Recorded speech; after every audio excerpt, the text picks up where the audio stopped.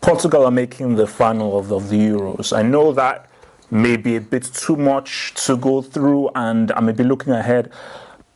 Trust me, Portugal are making the final. But let's deal with this match. Overall, Portugal deserve to win this. If we look at the 120 minutes of the overall match, I would say that Portugal deserve to win this based on what they did to try and win the game over 120 minutes. But for Poland, it's the same thing again. Poland could have very easily beaten Portugal, very easily.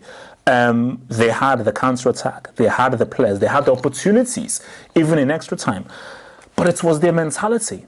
And I think maybe it's their inexperience of being in these situations that they lack the ability to pace themselves. Because if Poland paced themselves, okay, we're not dominating, now we're dominating. We're not dominating, keep ourselves in the game, let's now dominate. If they were able to pace themselves and pick those 15, 20 minutes where they dominate throughout the game, maybe they win this.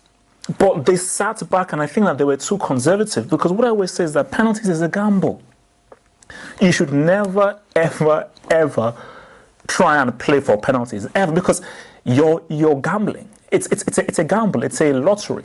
So I just think that, because even for Poland, even if it may be a smart gamble because they are very good penalty takers, as they should, they're very good penalty takers, is go out and just win the game.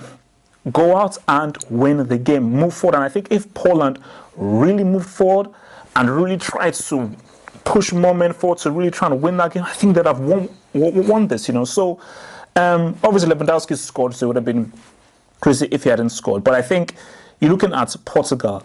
You see, people will criticize Portugal and say boring, negative, or both teams were negative. And yes, it was a pretty negative game, but I think it was the nerves and the fear. Look, it wasn't a great match. It wasn't a great watch. But once you're in that situation and you're so close to the semi-final, it's a natural occurrence to be like, okay, JJ, make una no move leg, I beg, please. So, but Renato Sanchez, I think, I said he had to start. He did start, and Portugal looked so much better. Albeit, I think they had less rest before they played Croatia, but with Renato Sanchez as a starter, so much better attacking, and Portugal created some very good opportunities.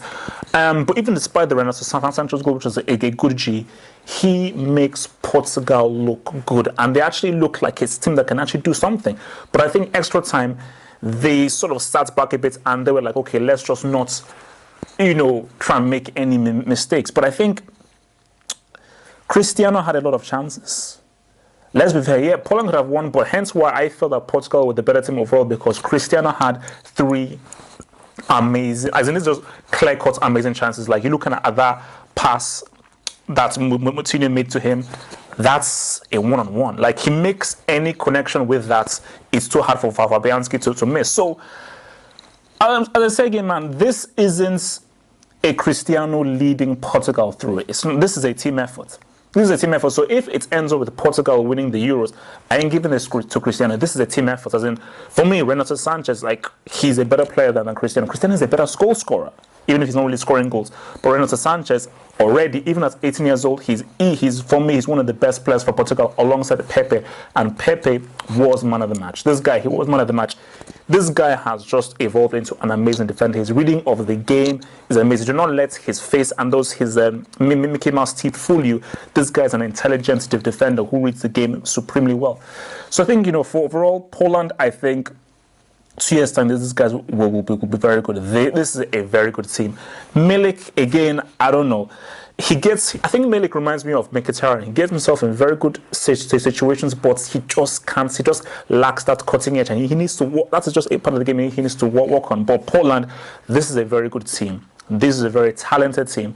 I think they will learn from this, and I think what they should learn from this is play the 120 minutes. Don't play for penalties.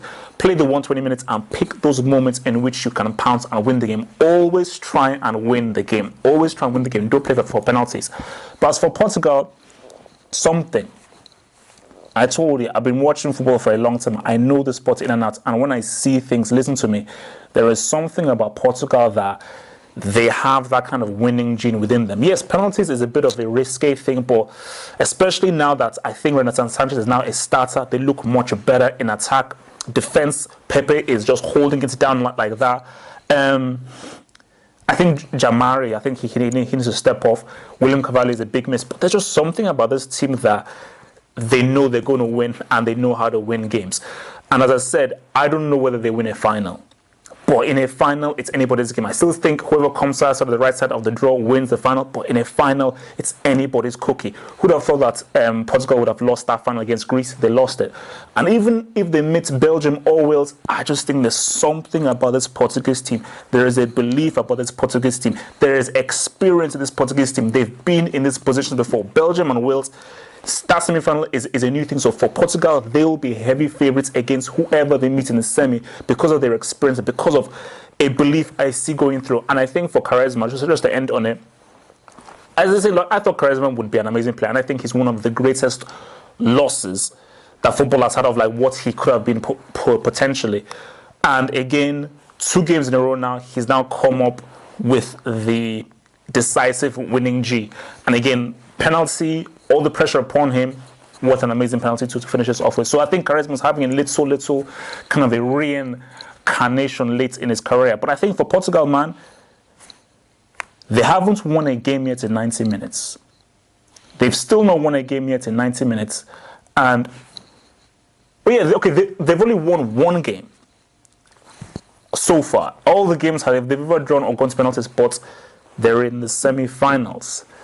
You know, I think Juju is with them. I think some kind of spirits are with them. So for Portugal, man, guys, I think that you're going to see these guys in the final. And if they're in a final, that's just 90 minutes or 120 minutes away from glory. Poland, I want to see you guys in 2 years' time, and I think this team will grow. This is not the end. Very impressed with what they did. Just play for the freaking 120 minutes. Follow me on Twitter and on Facebook at Half-a-Pot, and click the I button for the blog and to head to the Euro 2016 page. Peace out, stay true and stay black, and subscribe.